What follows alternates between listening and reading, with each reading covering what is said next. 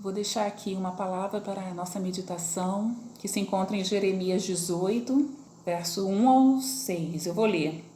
Palavra do Senhor que veio a Jeremias, dizendo: Dispõe-te e desce à casa do oleiro, e lá ouvirás as minhas palavras. Desci à casa do oleiro, e eis que ele estava entregue à sua obra, sobre as rodas.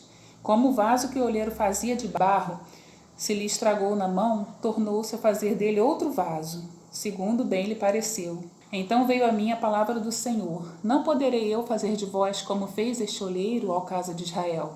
Diz o Senhor: Eis que como barro na mão do oleiro, assim sois vós na minha mão, ó casa de Israel.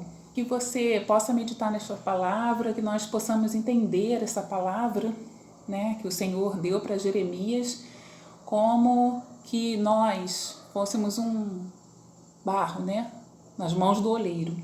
E esse processo, né, de amassar o barro pode até doer um pouco, porque o oleiro coloca uma certa força para modelar, até formar o barro, né? E ele fica dependente do seu criador, dependendo do olheiro para modelar ele, formar o vaso, se ele vai se tornar um vaso, um copo, ou uma jarra, ou uma escultura, ou uma obra de arte, né? Isso depende do olheiro. Quem é nosso olheiro? É Deus, né?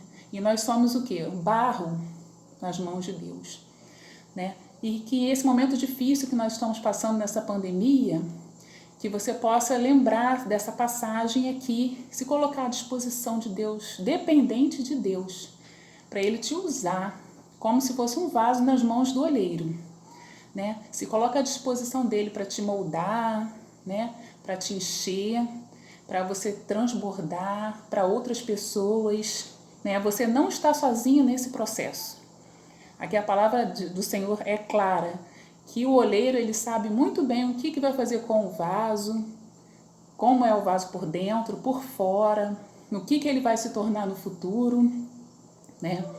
Então, vamos nos colocar nessa disposição, nas mãos de Deus, dependendo do nosso Criador, dependendo do oleiro.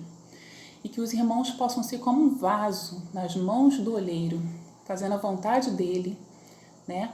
E sendo usado por Deus também para ajudar outras pessoas e abençoar outras pessoas.